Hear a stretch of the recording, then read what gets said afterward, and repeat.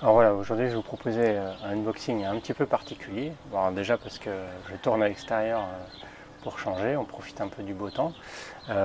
Également parce que je vais vous proposer non pas de voir un produit mais deux produits différents. Mais surtout parce que les produits que je vais vous proposer, ils ne sont pas à moi, on me les a prêtés. Donc, il s'agit de deux mini drones de chez Parrot, donc, qui sont en prêt, qui ont déjà été dans d'autres mains avant. Donc le contenu des boîtes n'est pas tout à fait celui d'origine, il manque des choses des fois, il y a des choses qui ont déjà été assemblées. Voilà, mais bon, c'était quand même l'idée de vous présenter un peu le contenu, voir un peu ce qu'il y avait, faire des tests, vous montrer des images, etc. comme j'ai l'habitude de vous faire. Mais voilà, sur des produits de prêt. Donc au programme, on aura un quadricoptère, donc le mini drone Airborne Cargo Drone donc de chez Parrot, ainsi que le Jumping Knight Drone, voilà, de chez Parrot également. Alors on va commencer par le quadricoptère. Alors c'est une première pour moi, j'ai jamais eu l'occasion d'en piloter. On va voir comment ça se présente. Voilà, donc c'est assez sommaire. On a le quadricoptère, on regardera un peu plus en détail après. On a un câble USB, mini USB, donc pour réaliser la charge ou pour le connecter à un ordinateur par exemple pour pouvoir récupérer donc les photos, parce que vous verrez c'est équipé d'une petite caméra. Et puis il y a également un jeu d'autocollants avec une notice. Alors les autocollants, comme vous voyez, il est tout blanc, assez sommaire on va dire au niveau de la déco. Vous avez toute une batterie d'autocollants que vous pouvez coller à différents endroits, donc prévus pour l'habiller un peu à votre façon. Voilà, bon, ça, les personnes qui l'ont testé avant n'ont pas fait. Moi je ne veux pas abîmer, ça sert à rien d'ouvrir pour juste essayer de voler, c'était pas l'objectif. Donc voilà comment ça se présente. Alors on a un carénage, mais qu'il est très facile d'enlever. Voilà, ça se clipse et ça se déclipse très facilement. Alors vous avez la possibilité après, au moment du vol, de configurer dans quelle situation vous êtes, si vous pilotez avec ou sans carénage. Alors la vitesse de rotation des hélices sera différente. Et donc la consommation de la batterie également. Si vous n'avez pas trop l'habitude, je vous conseille quand même d'avoir le carénage, ça évitera de faire des catastrophes, mais ça reste un engin qui est plutôt léger, plutôt maniable. Voilà, c'est du plastique souple, vous avez très peu de chances de le casser, même s'il tombe de très haut, ou même si voilà, vous montez un peu haut au plafond, ça touche, ça s'arrête, il va retomber, mais vous avez très peu de chances de l'abîmer. C'est peut-être plus pour éviter d'abîmer des objets, ou que ça se prenne dans des fils ou des choses comme ça. Bon, voilà. Ça évite d'aller abîmer les murs ou des trucs comme ça, mais plutôt mettre le carénage au départ, mais c'est tout tendance à consommer, donc si après vous avez l'habitude, vous pouvez vous en passer facilement. Vous avez des picots qui ressemblent à un dessus Lego, donc avec la possibilité de mettre un... Alors là il y a un cosmonaute sur la boîte, je ne sais pas s'il est dedans à l'origine, moi je ne l'avais pas. Vous pouvez y mettre un personnage Lego sans problème. Vous avez la batterie qui est amovible. Voilà, alors si vous arrêtez de jouer et que vous ne savez pas quand est-ce que vous allez vous en resservir, je vous conseille de l'enlever. Pour la durée de vie de la batterie, c'est bien mieux que de le laisser brancher. Vous branchez donc en mini USB, vous avez un voyant qui est rouge pendant la charge et qui devient vert une fois que la charge est complète. Vous avez deux lumières qui font un peu des yeux, c'est un peu rigolo, et puis vous verrez pendant le vol, ça fait un bruit d'insecte, donc on a vraiment l'impression que c'est une petite bestiole, c'est plutôt marrant. Donc des yeux rouges, orange ou vert pour indiquer si vous êtes connecté, niveau de charge, etc. Alors là, je ne vous ai pas précisé, donc il s'agit donc de la version simple, on va dire. Il existe une autre version Night avec des lumières au niveau des hélices. Et puis il existe différents coloris pour les deux versions.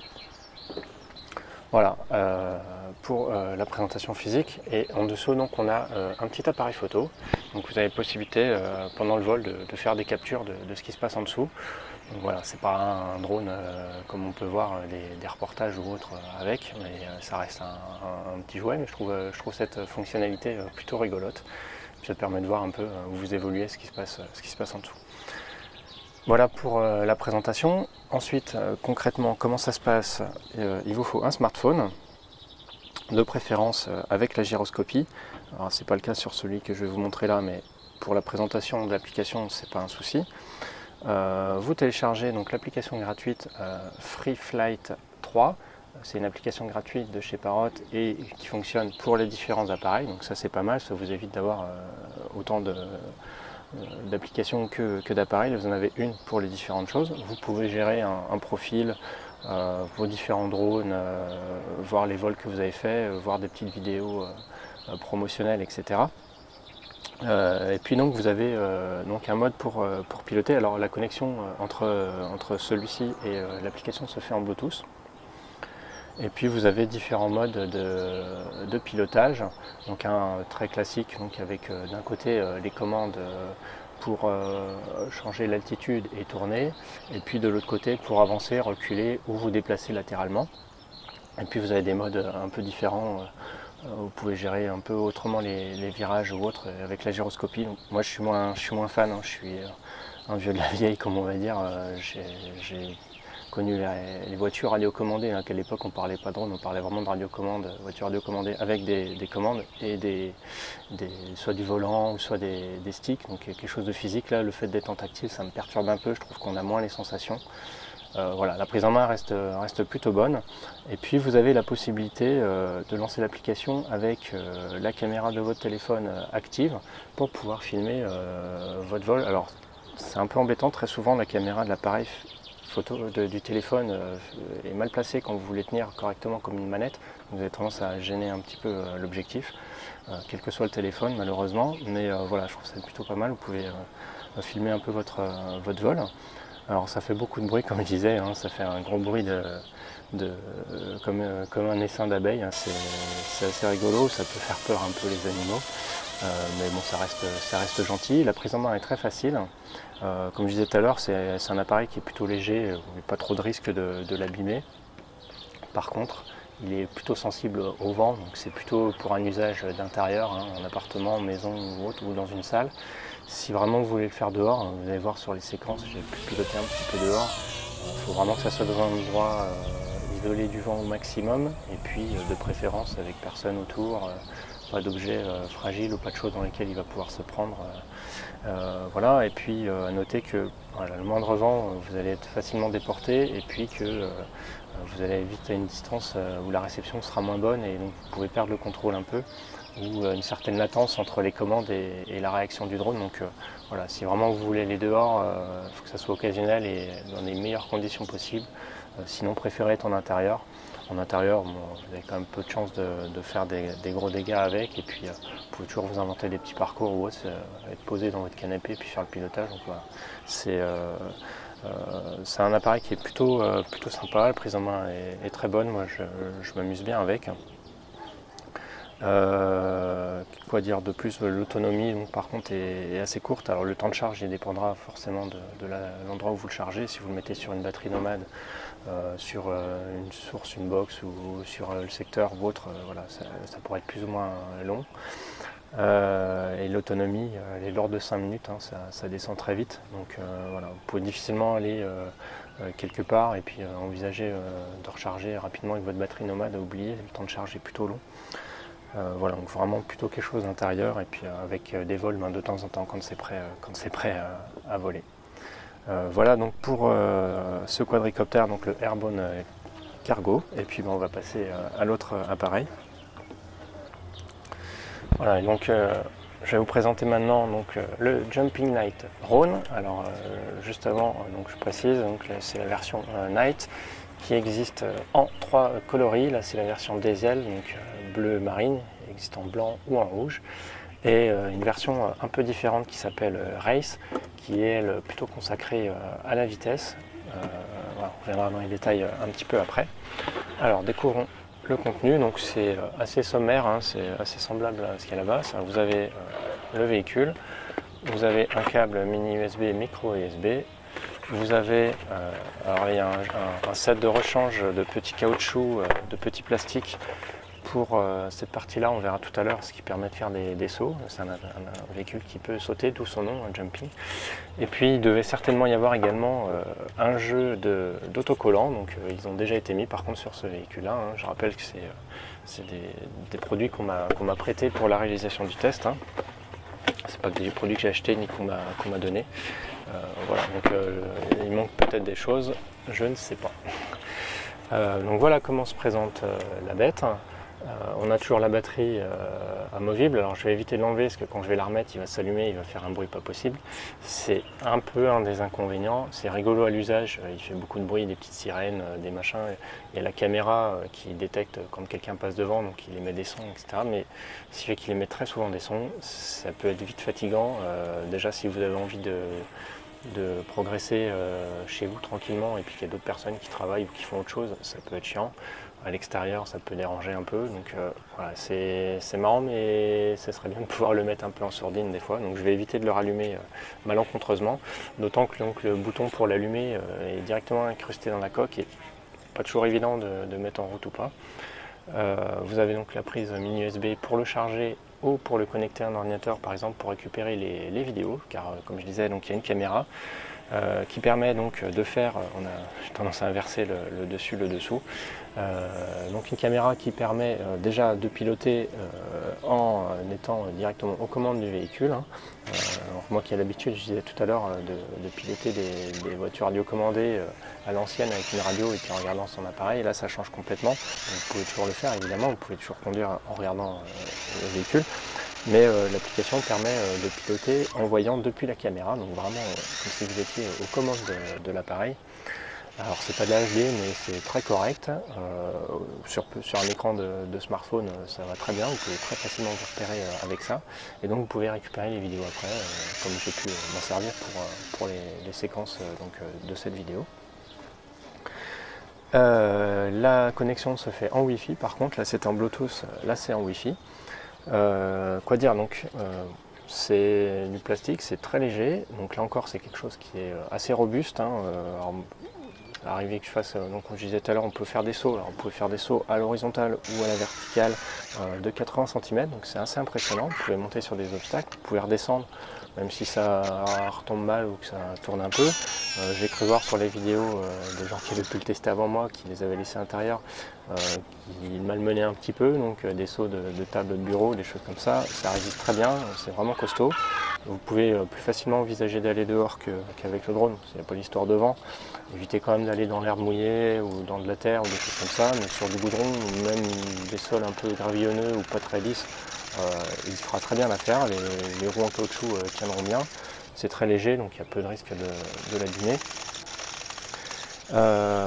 Voilà, et puis donc la particularité donc, de cette version Night en comparaison de la version Race, c'est que vous avez des LED, donc vous pouvez allumer, vous pouvez les faire clignoter, jouer avec un petit peu, et surtout vous pouvez vous éclairer donc évoluer la nuit, donc ça je trouve ça très intéressant.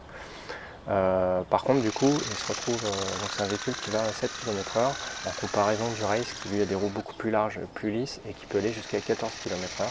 Voilà, mais je trouve que le fait de pouvoir évoluer la nuit est vraiment sympa. Vous avez d'autres fonctionnalités, vous pouvez avoir avec un kit piéton, vous pouvez donner des commandes ou parler et retransmettre le son, donc je trouve ça assez chouette aussi. Et puis donc, alors par contre, il faut également un téléphone qui est équipé d'un gyroscope pour pouvoir le faire tourner, parce qu'il faut donc incliner pour tourner.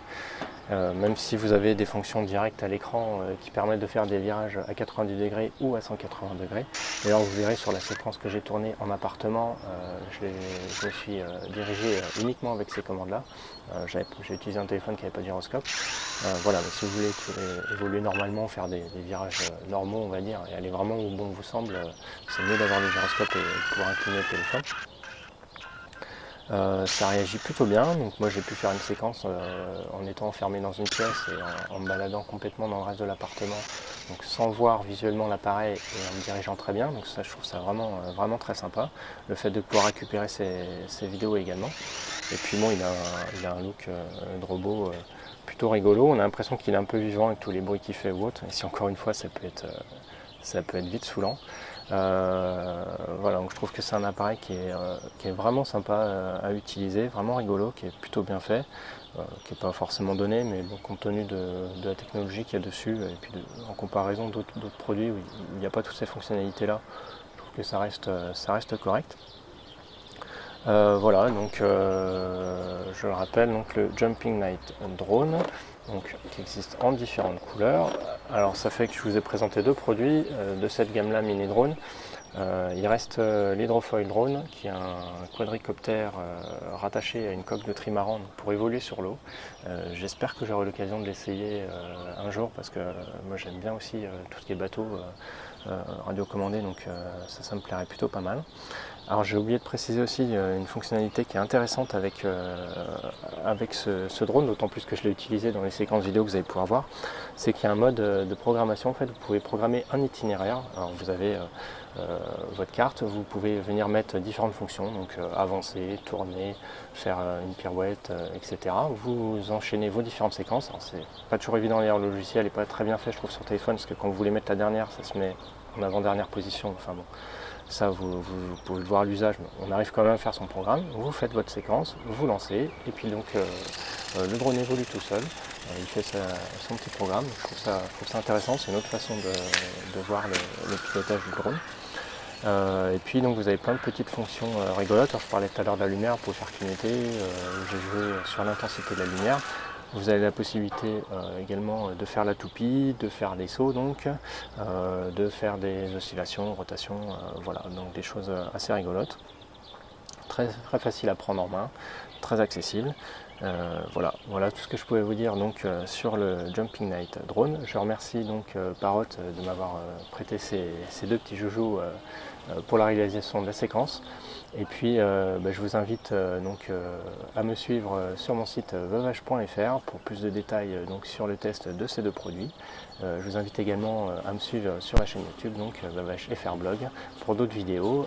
Je vais préparer une séquence un peu plus complète de pilotage du drone. Et puis je vous dis à bientôt.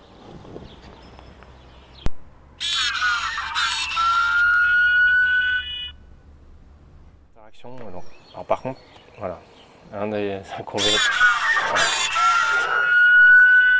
Voilà, un des inconvénients de la bestiole, c'est qu'elle est bruyante. Piloter ça un peu comme une voiture radiocommandée normale. Donc là, il est vraiment pénible. Voilà, ça sera beaucoup mieux comme ça. Vous pouvez le piloter normalement en inclinant. Vous pouvez paramétrer. Non, il ne veut pas s'arrêter.